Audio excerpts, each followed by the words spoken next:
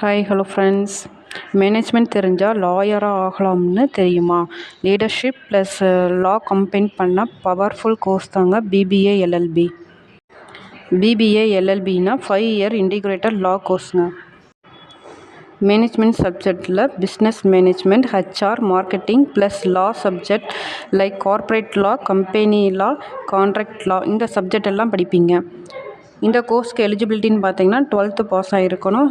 State entrance இல்லைங்க, district அட்மிஷனும் இருக்குதுங்க.